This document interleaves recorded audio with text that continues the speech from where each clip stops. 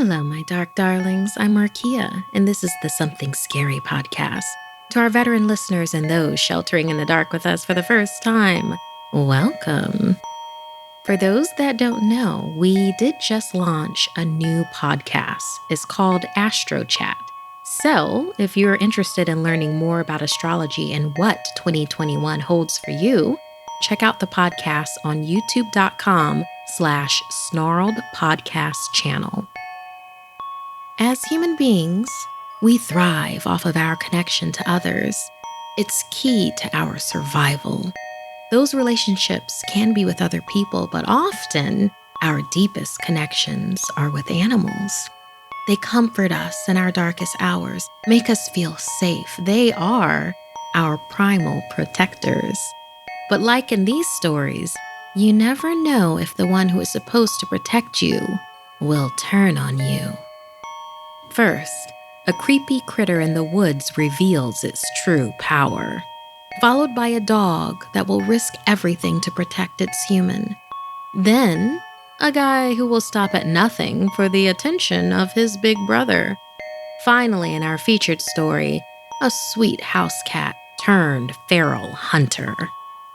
I receive hundreds of creepy story submissions every single week, and of those, the scariest ones make it into our podcast, along with the story that we've chosen to animate and post over at youtube.com/snarled. If you have a tale you're dying to share, send me an email at somethingscary@snarled.com. If you'd like to support Something Scary, then consider joining our Patreon. As a patron, not only can you help the show and see ad-free episodes, but you can also be a part of the horror and hear your name featured in one of our podcasts or weekly video stories. Visit patreon.com/snarled. So, want to hear something scary? Primal protectors. Little things can make a big difference. And when there's more than one small thing, then it can really add up to something horrible. Like in this story inspired by Donique. Lakshmi loved to take her boyfriend Sean for walks in the woods behind her house. And she especially loved to tell him about the tiny mythical creatures that lurked in the trees. These sprites were responsible for keeping the forest safe, she told him. But they would only appear when no one was around, and the wind stood perfectly still. Sean couldn't believe that such things could exist, so Lakshmi decided to prove it to him. She invested her allowance to purchase cameras and audio devices. If such creatures existed, then she'd find them and prove Sean wrong. She scattered the devices in the woods and monitored them week after week, but nothing showed up. She remembered her mother always saying they would only appear if no one was looking, which is why no one has ever found them. Lakshmi and Sean were in her room studying when she thought she noticed a shadow cross the camera monitor. She spun around in her chair and carefully examined the screen and turned up the volume. They could hear something moving just off screen. Lakshmi thought it sounded like tiny footsteps and smiled triumphantly at her boyfriend, who stared at the screen in disbelief. Slowly, a tiny human-like creature appeared in the frame. Yes, Lakshmi thought to herself. She finally had proof of the sprite's existence. But then, the creature turned its head towards the camera and seemed to look at them both with black, beady eyes. It bared its teeth as claws grew from its tiny hands. Then it suddenly lunged at the camera, and Sean shrieked and ran from the room. The creature stood there and continued to stare directly through the camera. Lakshmi felt like it could snatch her soul. Sweat pooled in her hair and streamed down her neck. Her breathing became uneven, and her skin tingled with fear. That couldn't have been the creature she'd been referring to all along. This felt dangerous. She stared back at the monitor, and suddenly, all the cameras were offline. Disconnected somehow after working just seconds ago. Feeling uneasy, she ran through the house to find Sean and locked all the doors.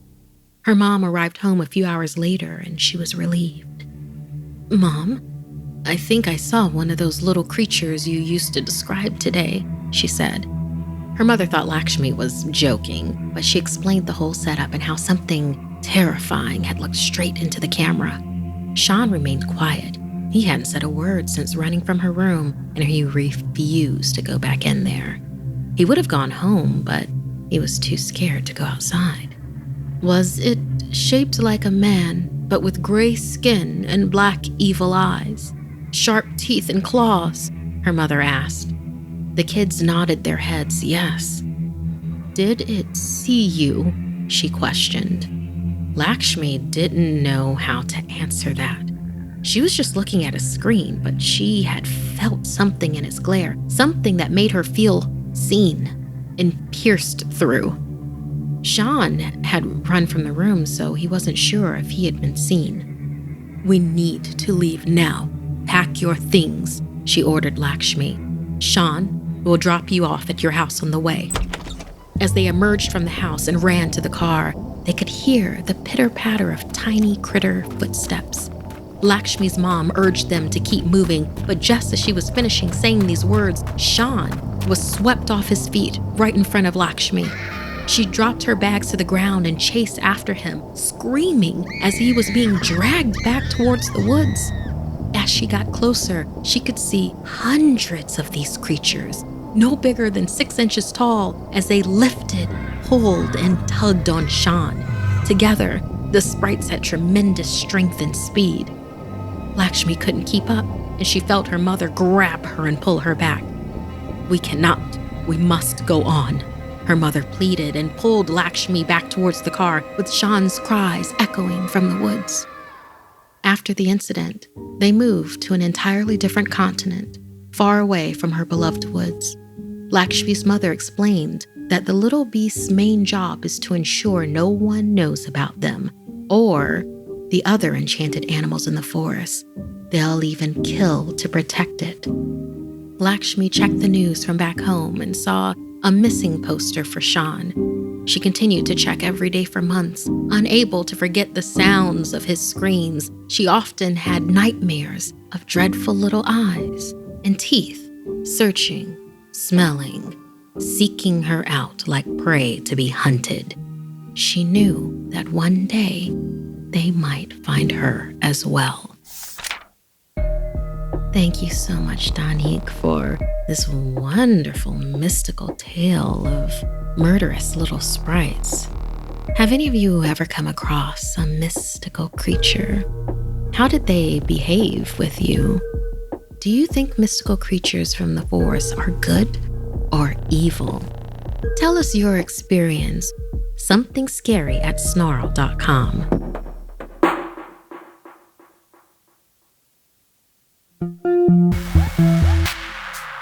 They say that people and their dogs are best friends. They would do anything for each other. But in this story written by Sierra, we'll see how willing they are to give their life for the other. Deep in the thick pine forest, there lived a young man, Itai, with his faithful dog. Itai had built a cabin for himself with the pine trees that surrounded the area. He and his dog had been there, living off the land in peace for months.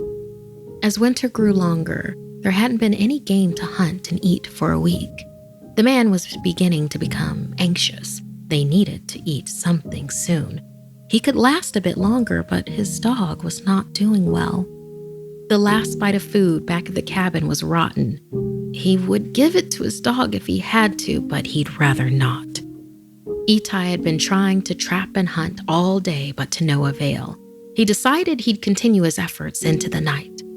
All he had was an oil light lantern and his hatchet. The dog walked close to Itai's heel, weak but determined. The dog's head twisted left and right to keep watch of what lurked just beyond the shadows. Itai felt uneasy. Usually, the forest was alive with sounds of nature. Tonight, there was only eerie silence. The two trekked deeper and deeper into the woods. Just as they were about to give up and turn back, the dog's head whipped around to look down at the base of a tree not too far from them.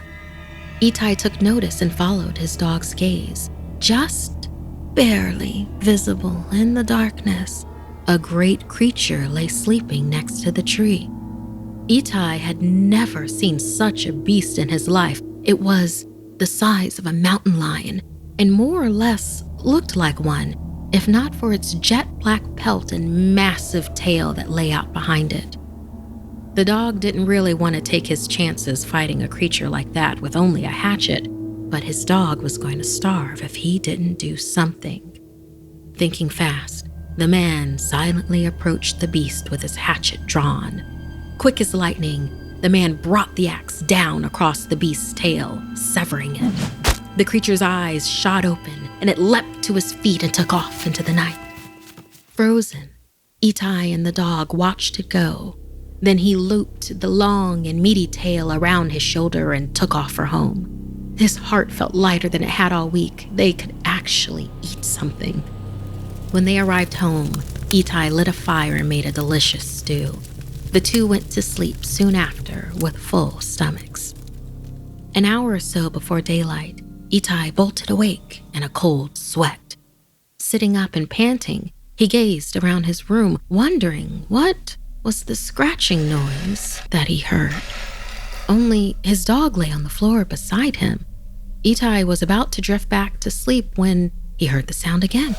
It sounded like something sharp was clawing at the foot of his wooden bed frame. He looked, and there, slinking up from the foot of the bed, was the beast from before. Itai's heart beat a crazy tempo as the beast's bright yellow eyes narrowed when it saw the man had spotted him. It grinned like the Cheshire cat, with teeth sharp as knives glinting in the moonlight. Tailypo, Tailypo, give me back my Tailypo, the monster growled. Itai stammered, I don't know what you're talking about. Lies. The beast roared. The beast reared back and bared its fangs. Just as it was about to tear Etty apart, the dog barked and lunged at the beast. The monster yowled and leapt out the window in a crash. The dog pursued it out into the dark, trying to protect Itai. Time passed, and neither the dog nor the monster returned. Itai lay awake with grief one night for his loyal companion, and in that moment, he felt a weight at the end of his bed, but it was too heavy to be his dog. Tailypo. It was back. It roared with blood on its teeth. You got my Tailypo from me, and now I have come to reclaim what's mine. Etty realized the thing wanted its tail. He whimpered as the monster stuck its snarling muzzle right up to Etty's nose and growled when it smelled the food on his breath. Etty's screams were lost in the night as he was devoured limb by the monster. I have found my Tailypo, the beast grunted, satisfied. The dog made its way back to the cabin, wounded and searching for Etty. The cabin was in utter ruin and Etty was nowhere to be found. The dog disappeared into the forest, sad he couldn't save his friend, knowing the beast had reclaimed its Tailypo. Thank you so much, Sierra. This is a legend that some would be familiar with. So listener, what do you think about your primal protector? Do you think your pet would risk everything to save your life? Would you do the same for them? Do you have a courageous animal story? Tell us. We'd love to hear it.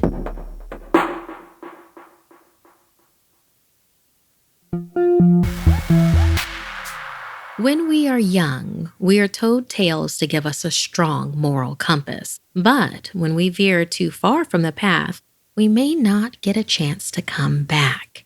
Like in this story inspired by Lili. Getting ready for a night out, Marcus sat on his bed dousing himself in Axe cologne. All of a sudden, his brother popped out from under the bed and scared him. He shouted, "Lacey Bell's gonna get you!" Marcus playfully shoved Travis off the bed and told him to get out of his room. Travis slipped out from under the bed and reminded him that it was his room now. that Marcus had gone off to college. Marcus brushed him off, but all Travis wanted to do was hang with his brother like the good old days. Travis said, "You know what Mom and Dad say. Lacey Bell is going to get you." Marcus mocked him for ever believing in that made-up story. The story of Lacey Bell was something Marcus was told by his parents, presumably to keep him from ever leaving his little brother home alone. They lived in an old house, way out in the middle of nowhere. And the story goes, a girl named Lacey Bell had lived in the house with her family decades earlier. Her older sister had decided to run away to elope with her secret boyfriend, but Lacey had followed behind them into the woods. It had been the middle of winter, and the snow was so thick and heavy that Lacey couldn't keep up. She fell into the drift, her little body slowly freezing. She called out to her sister and rang the emergency bell her parents had always told her to carry when she went out to the woods alone, but her sister was now too far ahead to hear. Lacey died that night in the snow, unheard and unseen. Now it was said her spirit roamed the woods and punished negligent older siblings. Marcus laughed as he recalled the story. Marcus headed out the door for his date with Josie, but Travis pleaded with him to stay and watch a movie, or he might regret it. "Don't forget Lacey Bell," Travis said tauntingly as Marcus left. Marcus walked down the creaky wooden steps towards the woods. At first, as he traipsed through the trees, nothing happened. It was just a little chilly, and there were some night-dwelling animals running around. Occasionally, a chipmunk or rabbit ran in front of him, and Marcus jumped a little. He started cursing under his breath at his brother for freaking him out about that dumb story before he left.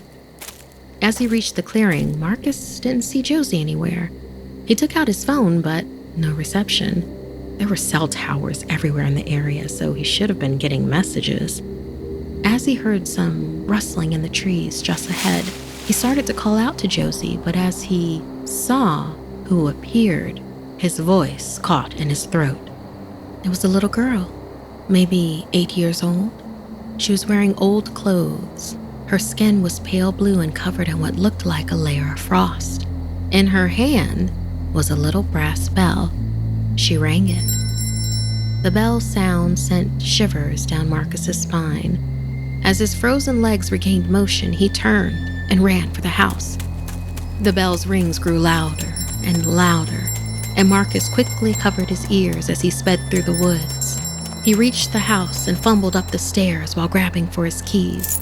The rings got closer and closer. Marcus finally made it into the house and ran for Travis, who asked him what was wrong. Marcus tackled him to the ground in a bear hug, glanced up, and he saw the face of Lacey Bell in the window. She put up one finger. Marcus knew what that meant. One chance. That was all he got.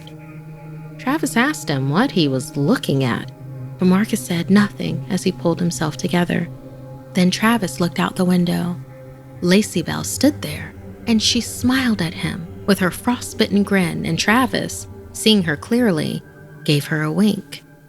After that night, whenever Marcus was home, he would make sure to make time for Travis, because he never forgot the one warning he got from Lacey Bell. Thank you so much for inspiring this story, Lili. I'm guessing that you might have an older sibling at home that you would love to spend some extra time with. How about you, listener? Do you have siblings you stay home alone with? Who protects you when you're both there? Do you protect each other? Would either of you sneak out and try your luck? Remember, Lacey Bell is out there and waiting.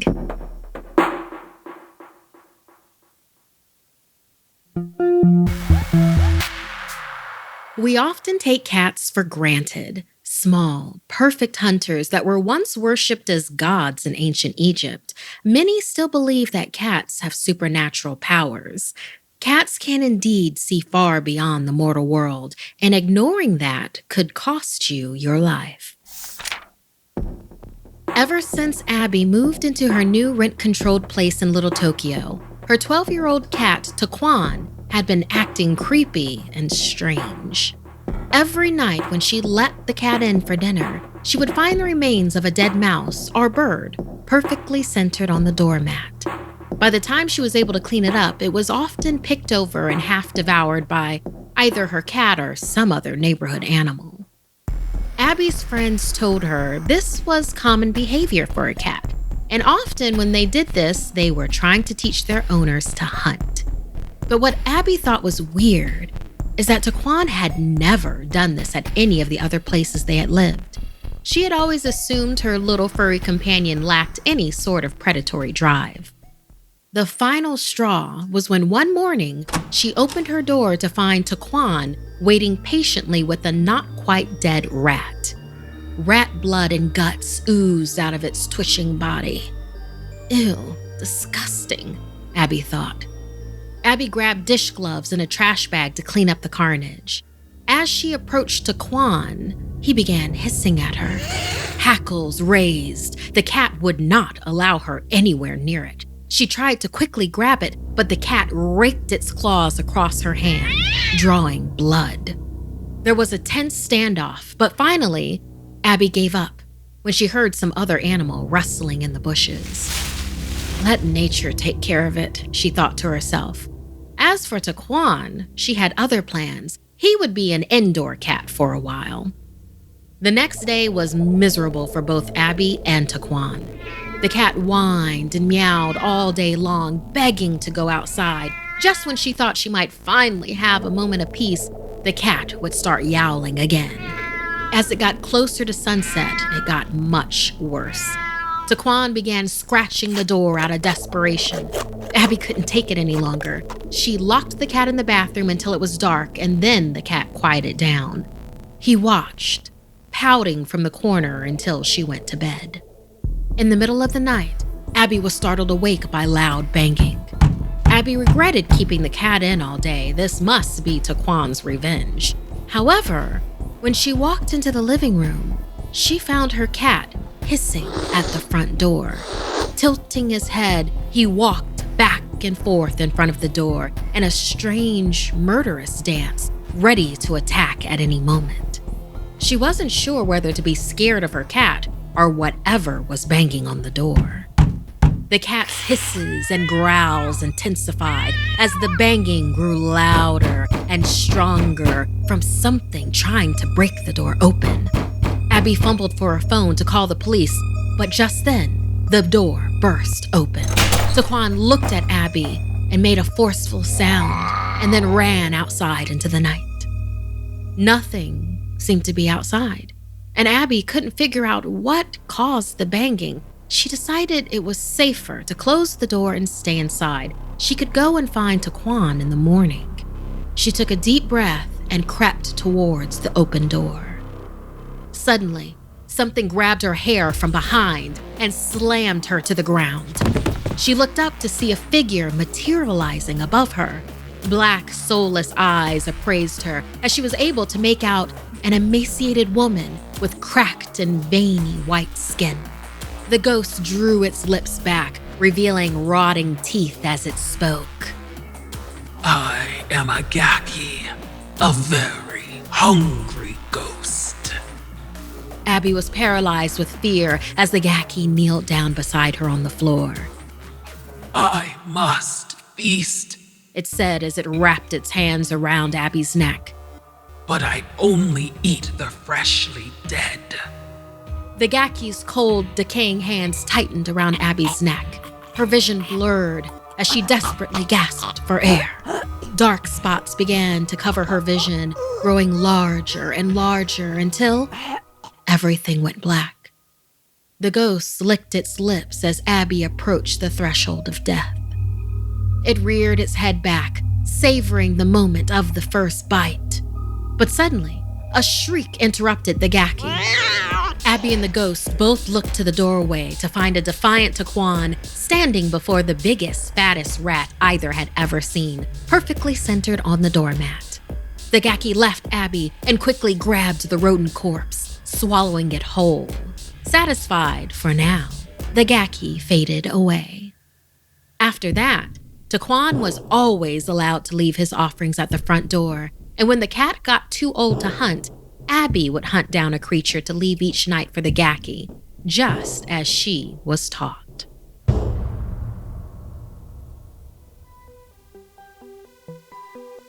This week's podcast stories were edited by Markia McCarty, Sarah Lou Kosowitz, and Dennis Culver. Narration by Markia McCarty. Audio edited and mixed by Fitz Harris. Art and graphics by Mari Carlson. Produced by Hannah Mullen and Markia McCarty. Music by Sapphire Sandalo and Calvin Linderman.